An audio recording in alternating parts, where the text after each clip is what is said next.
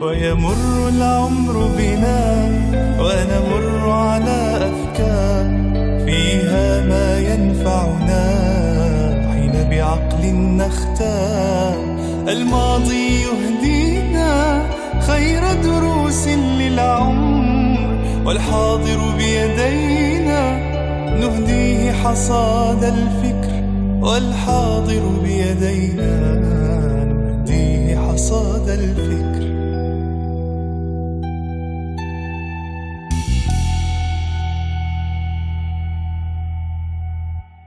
بسم الله الرحمن الرحيم، الحمد لله والصلاة والسلام على رسول الله، ومرحبا بكم مع الحلقة الأخيرة من حصاد الفكر، ولعلكم استمتعتوا بهذا الحصاد الذي أسأل الله أن يكون جميلا وتذكرون في دعائكم إن شاء الله. أحببت أن أختم بمعنى مهم، وهو أهم ما يميز أمتنا. طبعا أمتنا ليس كلها إيجابيات، لكن أيضا ليس كلها سلبيات. حتى في واقعنا المرير اليوم هي ليست أمة كلها سلبيات. فما الذي يميزنا اليوم؟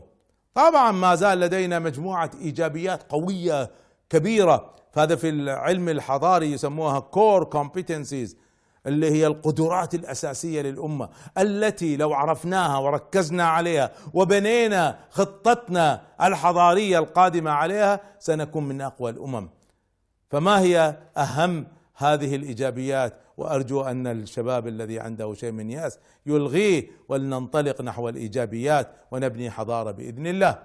أولا، المنهج الواضح. الله سبحانه وتعالى أعطانا شرعة، منهجا جعله صراطا مستقيما قويما يعالج كل شؤون الحياة، ويعطينا الرد على الأسئلة الكبرى التي يعيش الناس بقلق بدونها. هذا المنهج الواضح المبني على النصوص الثابتة الواضحة في السيرة النبوية، في السنة الشريفة، وطبعا القرآن الكريم فوق كل ذلك وأساس كل ذلك. النصوص ليس آراء العلماء الذين شكلوا النصوص بفهم غير صحيح، وإنما النصوص هي المنهج الواضح، شرعة الله سبحانه وتعالى البينة والصراط المستقيم. هذا أهم ما يميزنا. الأمم الأخرى تحاول أن تصل إلى هذا المنهج الواضح، تحاول أن تعطي تشريعات في مجالات كثيرة، تحاول أن تجاوب على الأسئلة الكبرى، وما زالوا يحاولوا، بينما الله سبحانه وتعالى أعطانا الأساس. ما يجب أن نحاول، يجب أن نجتهد، لكن عندنا الأساس، الأرض الصلبة التي ننطلق منها، هذا المنهج الواضح. الأمر الثاني في أمتنا واضحة جدا، وهو حب الدين واحترام العلماء. شوفوا الله يرضى عليكم، حتى الفاسق الفاجر في أمتنا لا تخطئه، يحب الدين.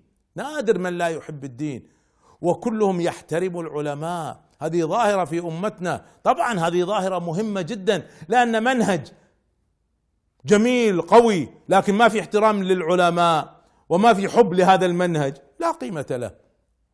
وبالتالي الناس سيختاروا هذا المنهج إذا تركوا على حرية. لا يعني لو أقيمت أي انتخابات حرة فعلا نزيهة سيختار الناس الدين وأصحاب الدين، ليس بالضرورة الأحزاب الدينية، ما أتكلم عن أحزاب دينية، أنا أتكلم عن هذا الدين. سيختاروا هذا المنهج.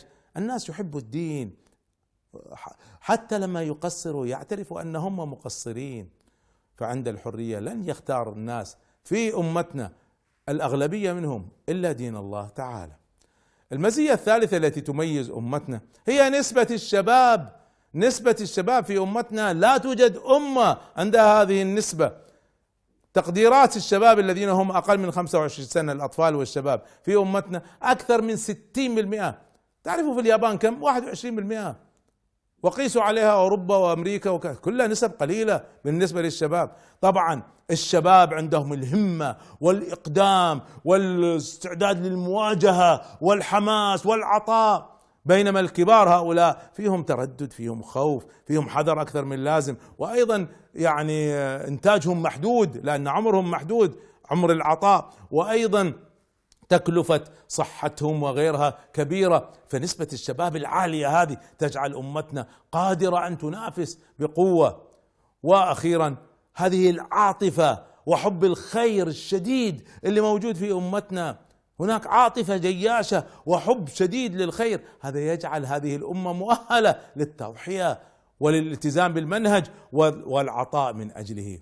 أنتم حديثي لكم أيها الشباب أصحاب العاطفة والهمة والعطاء، فكروا ما هو دوركم في هذه النهضة القادمة، وأبشركم أن حضارة الإسلام ستقوم على أيديكم، والله أراها كما أراكم. فاحرصوا على هذه المسألة وليكن لكم دور حقيقي في نهضة الأمة. دعوا اليأس وانطلقوا للهمة والعطاء والحضارة. أسأل الله لكم التوفيق، ولا تنسوني من صالح دعائكم، والسلام عليكم ورحمة الله وبركاته.